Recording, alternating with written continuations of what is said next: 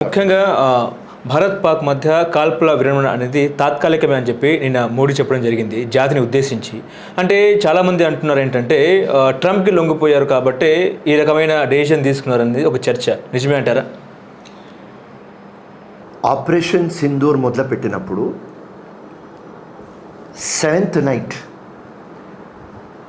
Total కంట్రీకి ఒక proud moment. అందరు ఎంత హ్యాపీ అయినారు. 9 locations, 21 targets, 25 minutes, 27 Rafale planes, LOC దాటకుండా లక్ష్మణ్ రేఖ మైండ్లో పెట్టి టెర్రరిస్ట్ క్యాంప్ల మీద ప్రిసైజ్గా ఓన్లీ క్యాంప్స్, లాంచ్ ప్యాడ్స్, సివిలియన్స్కి టచ్ చేయకుండా, కామన్ మ్యాన్కి టచ్ చేయకుండా, వాళ్ళ మిలిటరీ టార్గెట్స్కి టచ్ చేయకుండా, ఎవరు అక్కడ మెయిన్ ఫెలోస్ టెర్రరిస్ట్ అక్కడనే వాళ్ళ అడ్మిషన్ అవుతుంది, అక్కడనే వాళ్ళకు బ్రెయిన్ వాష్ అవుతుంది, అక్కడనే ఎట్లా ఎగ్జిక్యూట్ చేయాలి, మాస్టర్ మైండ్, ఆర్గనైజేషన్ అన్నీ అక్కడనే ఉంటాయి. అక్కడనే పోయి మనం హిట్ చేసి 100 టెర్రరిస్ట్కి చంపి ఆ రోజు మొత్తం ఇండియా పొగురుతో వా హిందుస్థాన్, వా హిందుస్థాన్, ఏం పని చేస్తారు మోదీ గారు మీరు, పాకిస్తాన్కి పడింది. దాని తర్వాత మొత్తం లోకంకి తెలిసిపోయింది ఇండియన్ గవర్నమెంట్, ఫిరోజ్ ఖాన్ ప్రతి ఒక్కసారి చెప్పేది ఒకటే, ఈ టెర్రరిస్ట్ వెనుక పాకిస్తాన్ ఆర్మీ ఉన్నది, ఐఎస్ఐ ఉన్నది. ఏ రోజు మనం అటాక్ చేసిన తర్వాత 8th మే లోకం మొత్తం చూసింది మౌలానా మసూద్ అజహర్ తమ్ముడు రౌఫ్ IC-814 ప్లేన్ హైజాక్లో ఉన్నాడు 99లో, 2001 పార్లమెంట్ అటాక్లో ఉన్నాడు. ఆ టెర్రరిస్ట్కి పాకిస్తాన్ స్టేట్ ఆనర్ ఇస్తుంది, మిలిటరీ సల్యూట్ కొడుతుంది, పోలీస్ సల్యూట్ కొడుతుంది, పాకిస్తానీ జెండా వాళ్ళకి కఫన్కి ర్యాప్ చేస్తారు. మొత్తం లోకం చూసింది. దాని తర్వాత రా 21 టార్గెట్స్ ఇచ్చింది మనకు. మనం ఉట్టి 9కే హిట్ చేసినాం, రిమైనింగ్ 12కి మనం హిట్ చేయలేదు. ఆ రోజే ఆపరేషన్ సింధూర్ 9 టార్గెట్స్కి హిట్ చేసేటప్పుడే నేను ప్రధానమంత్రి గారికి చెప్పిన, ఆకర్ష్ ఫేజ్ 2 చేయాలి, రిమైనింగ్ 12 ఏరియాస్కి డిస్ట్రాయ్ చేయాలి. ఇట్లాంటి టైం మళ్ళీ దొరకదు. పాకిస్తాన్ ఒక కుక్క తోక, దీనికి కట్ చేయాలి. పాకిస్తాన్ ఒక క్యాన్సర్, టోటల్ ఫినిష్ చేయాలి. ఇట్లాంటి ఛాన్స్ మళ్ళీ రాదు. వాళ్ళ టెర్రరిస్ట్లో, మిలిటరీలో వాళ్ళకు యూనిటీ పోయింది. బలూచిస్తాన్ ఉన్నది, అక్కడ 30% ఆఫ్ ఆర్మీ బలూచిస్తాన్కి చూస్తుంది. ఆఫ్ఘన్తో ఫైట్ ఉన్నది, 20% ఆర్మీ అక్కడ ఉంటుంది. ఎవర్ పాకిస్తాన్ జనరల్ ఆసిమ్ మునీర్, వాడు షియా. మా దగ్గర షియా సున్నీ ఉంటుంది, సున్నీ డామినేటెడ్ ఉంటుంది, కానీ వాడు షియా. షియా సున్నీ గొడవలు మొదలైంది అక్కడ. పాకిస్తాన్కి తినడానికి తిండి లేదు. ఇండియన్ ఆర్మీతో కంపేర్ చేస్తే Indian army total professional army కానీ, నేవీ కానీ, ఎయిర్ ఫోర్స్ కానీ, వాళ్ళ మిలిటరీ మొత్తం టెర్రరిస్ట్ మైండ్ సెట్తో ఉన్నది. వాళ్ళు మా ఇండియా లాగా ప్రొఫెషనల్ కావు. అరే అక్కడ పాకిస్తాన్ ఆర్మీ వింటే పరిశాన్ అవుతారు. వాళ్ళకు సూపర్ మార్కెట్లు ఉన్నాయి, వాళ్ళు ఫార్మింగ్ చేస్తారు, పోల్ట్రీ ఫార్మ్స్ ఉన్నాయి, పిల్లర్ డైపర్స్ కూడా వాళ్ళు మ్యానుఫ్యాక్చర్ చేస్తారు. ఆ ఆర్మీ అట్లా ఆర్మీ. అండ్ ఇక్కడ ఇండియన్ ఆర్మీ ప్రొఫెషనల్ ఆర్మీ. 1971లో అంత అడ్వాన్స్ ఆర్మీ లేదు. దాని తర్వాత కూడా ఇందిరా గాంధీ ఐరన్ లేడీ పాకిస్తాన్తో కొట్లాడి బంగ్లాదేశ్కి ఇచ్చింది. సపరేట్ చేసింది ఒక మహిళ. అవును. పులి. నరేంద్ర మోదీకి కూడా మేము పులి అన్నాం. మేమన్నాం పార్టీకి అతీతంగా నో పాలిటిక్స్, మీరు మా ప్రధానమంత్రి, మీరు ఆగవద్దు, ఈ టైం పాకిస్తాన్కి ఫినిష్ చేయాలి. దాని తర్వాత ఒక్క ఫోన్ వచ్చింది ట్రంప్ దగ్గర నుంచి, మా నరేంద్ర మోదీ పులి సల్లగా అయిపోయినాడు. దేనికోసం? ఇట్లాంటి ఆపర్చునిటీ మళ్ళీ దొరకదు. అప్పుడే చెప్పినాం నౌ ఆర్ నెవర్.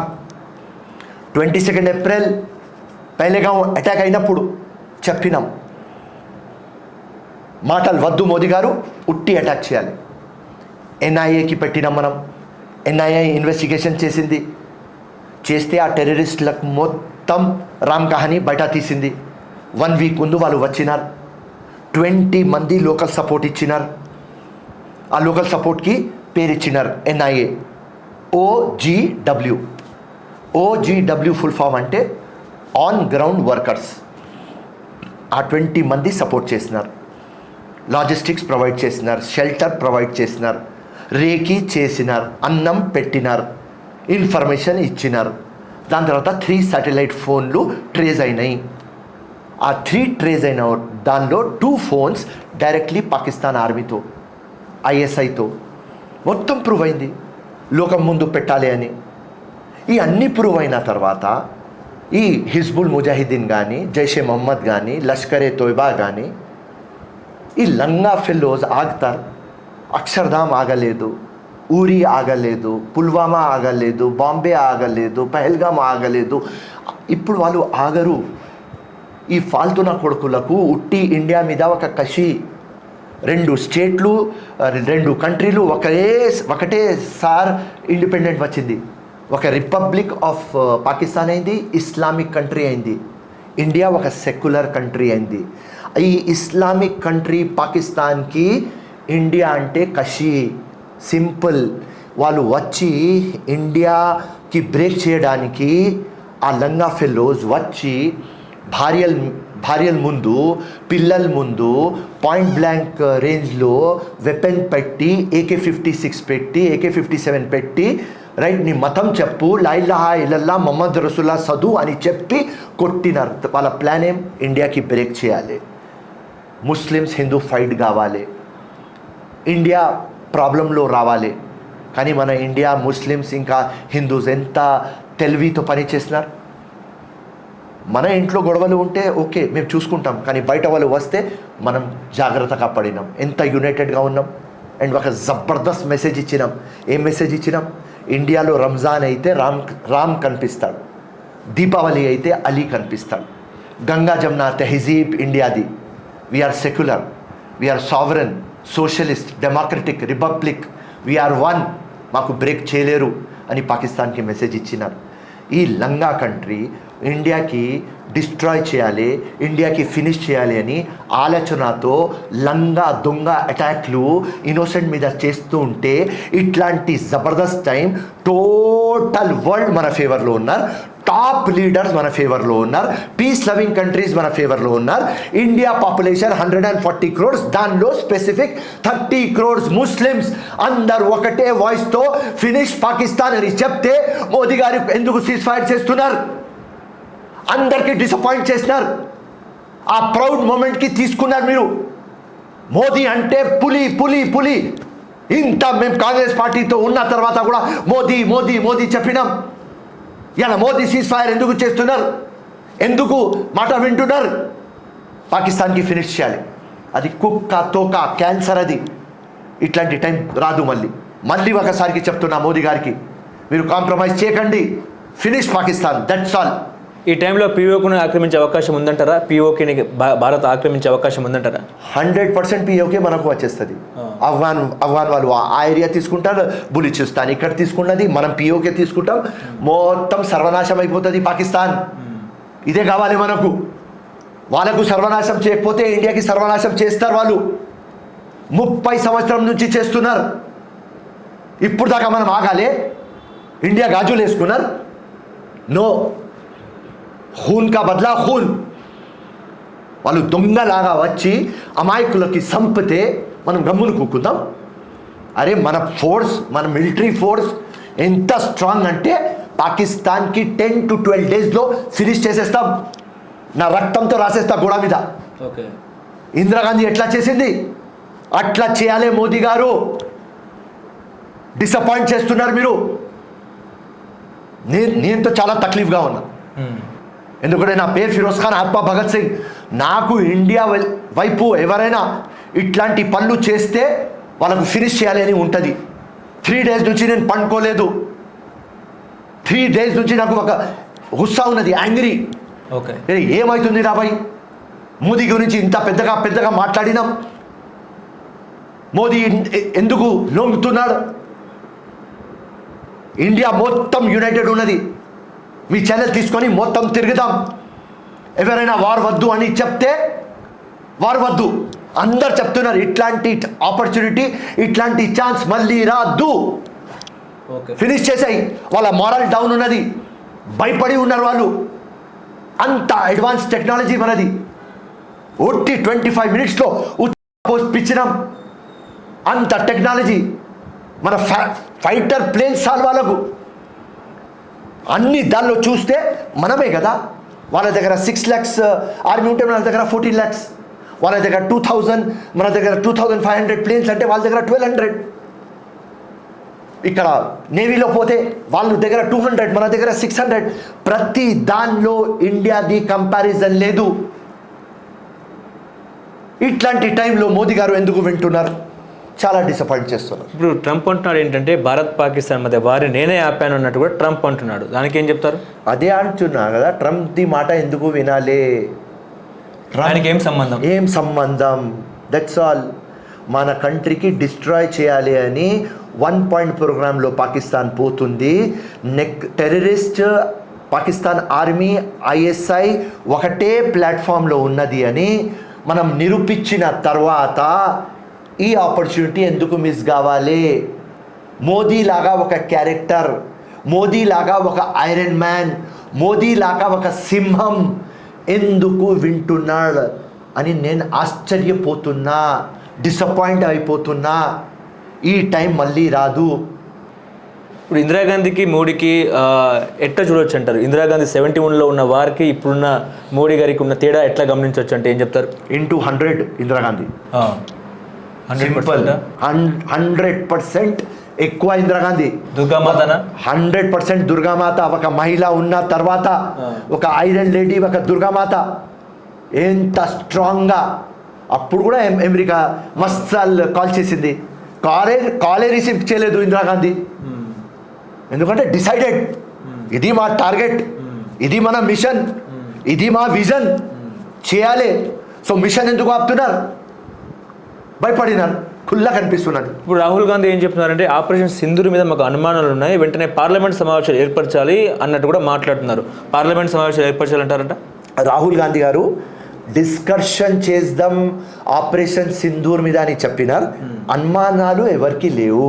ఓకే, అప్పుడు అటాక్ చేసినప్పుడు సర్జికల్ స్ట్రైక్ మనం ప్రూఫ్లు ఇవ్వలేదు, కానీ ఈ టైం డ్రోన్తో మనం వీడియో రికార్డ్ చేసుకొని ప్రూఫ్లు ఇచ్చినాం. సో ఆపరేషన్ సింధూర్ మీద 1 పాయింట్ కూడా డౌట్ లేదు. ఉట్టి డిస్కషన్. రిమైనింగ్ టార్గెట్స్ 12 ఇంకా ఉన్నాయి. దానికి ఎందుకు మీరు ఇడిసినారు? అది కంప్లీట్ ఎందుకు చేస్తలేం? మొత్తం ఆ డీటెయిల్స్ మాట్లాడాలే కోసమే పార్లమెంట్ సెషన్.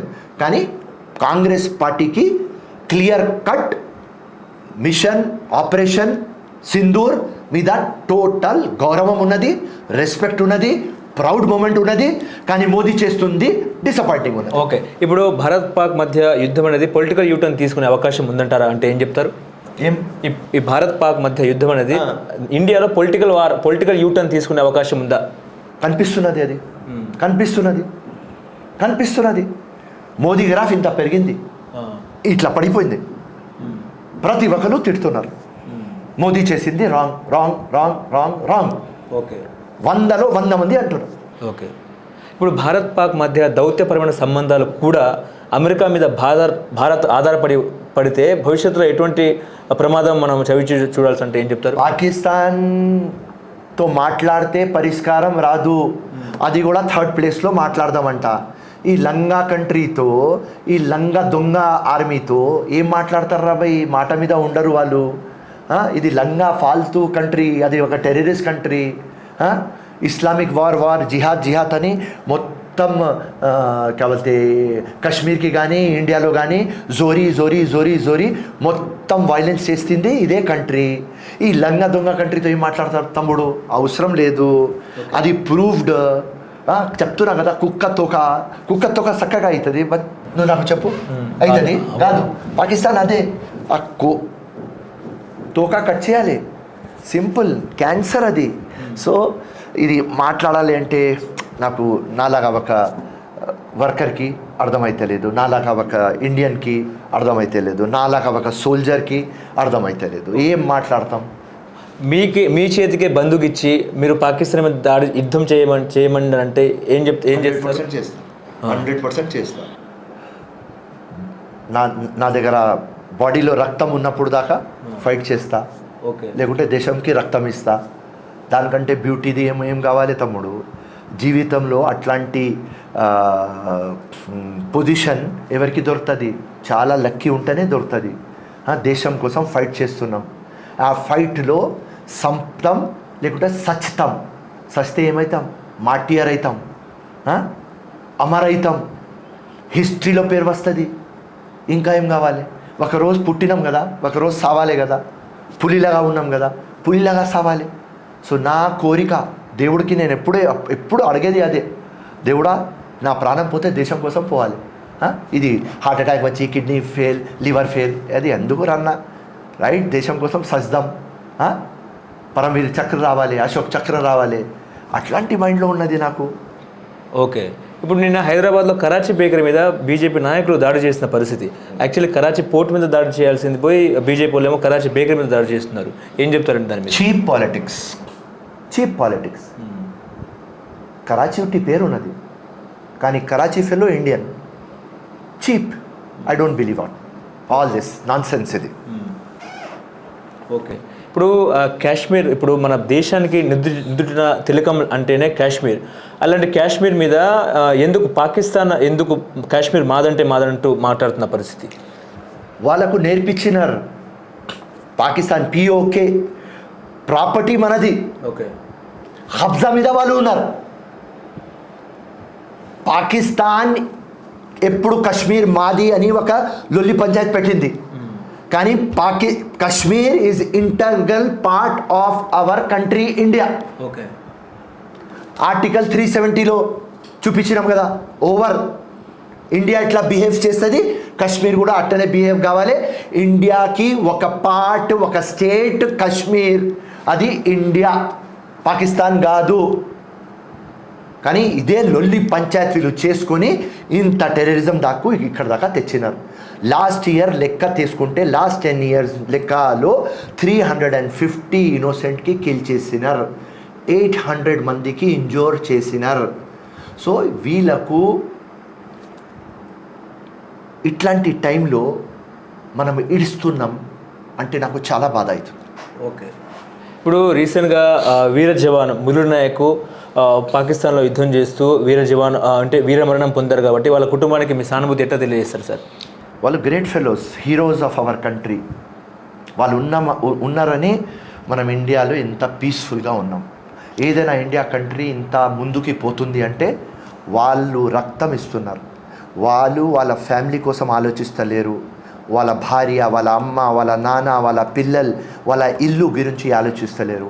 వాళ్ళు ఒక్కటే ఆలోచిస్తారు, ఇండియా ఎట్లా సేఫ్ ఉండాలి. అది వాళ్ళది గ్రేట్నెస్. అది ఎవరు కంపారిజన్ చేయలేరు. వాళ్ళ ఫ్యామిలీ ఎప్పుడు ప్రౌడ్ ఫీలింగ్లోనే ఉంటుంది. మా హస్బెండ్ కానీ మా ఫాదర్ కానీ దేశం కోసం ప్రాణం ఇచ్చినాడని. సో వాళ్ళు చాలా బ్రేవ్ ఫెలోస్, వాళ్ళు గ్రేట్ ఫెలోస్. వాళ్ళది ఏం కంపారిజన్ లేదు. వాళ్ళు ఉన్నారు కాబట్టి ఇండియా అట్లా ఉన్నది. సో వాళ్ళ ఫ్యామిలీకి చెప్పేది ఏం, మీరు గ్రేట్,